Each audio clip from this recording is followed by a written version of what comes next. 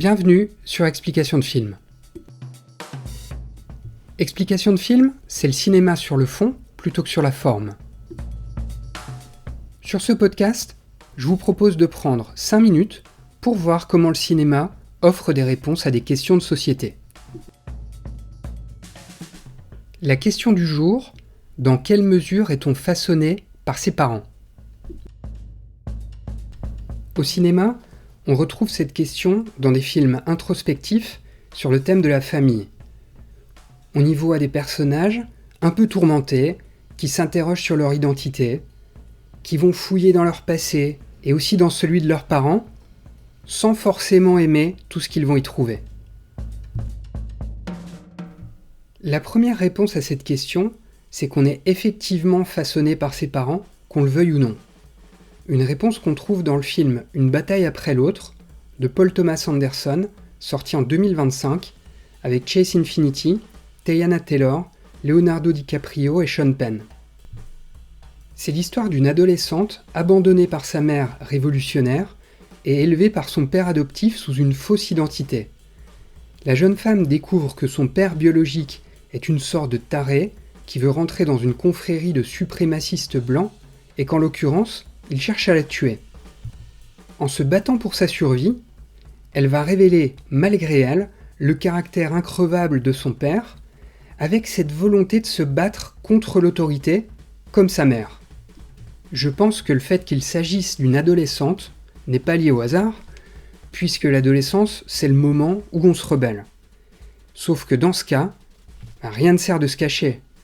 On voit qu'on est toujours rattrapé par ses parents. La bonne nouvelle, c'est qu'on n'hérite pas que des mauvais côtés. Alors une autre réponse, c'est que si on est façonné par ses parents, on doit malgré tout chercher à s'en démarquer. C'est la réponse qu'on trouve dans le film La route de Madison de Clint Eastwood, sorti en 1995, avec Meryl Streep et Clint Eastwood.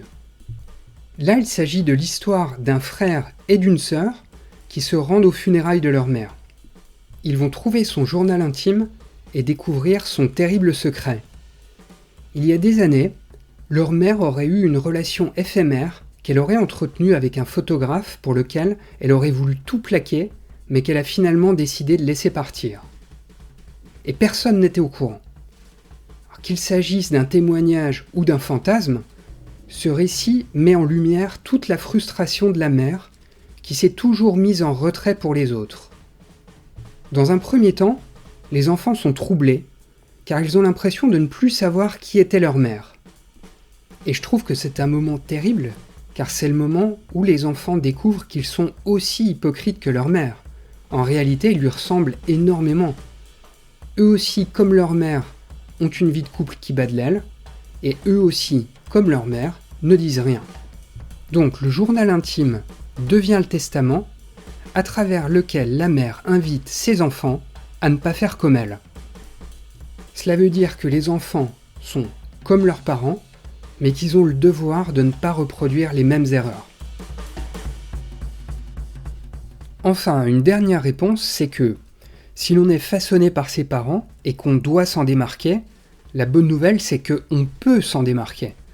Une réponse qu'on trouve dans le film Ad Astra de James Gray, sorti en 2019 avec Brad Pitt, Tommy Lee Jones et Liv Tyler. Là, il s'agit de l'histoire d'un astronaute qui part en mission à la recherche de son père, planqué au fin fond de l'espace, d'où il a tué les membres de sa mission et d'où il envoie des ondes magnétiques qui menacent la Terre. Ce voyage met le fils face au fait qu'il vit dans l'ombre de son père, qui est une sorte de légende, et ensuite, le fils doit reconnaître la part de monstruosité de son père. Enfin, à travers cette mission, le fils va devoir trouver le courage de se détacher de son père et faire la paix avec ses démons. Cela montre que le déterminisme existe, mais qu'il n'est pas une fatalité. On peut être le fils d'un salaud sans être un salaud soi-même. Donc pour résumer, on est façonné par ses parents, quoi qu'on en dise, dans Une bataille après l'autre. On est façonné par ses parents, mais on a aussi le devoir de se démarquer d'eux, dans La route de Madison.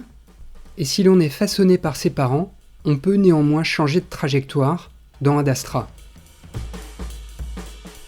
Voilà, je vous remercie pour votre attention.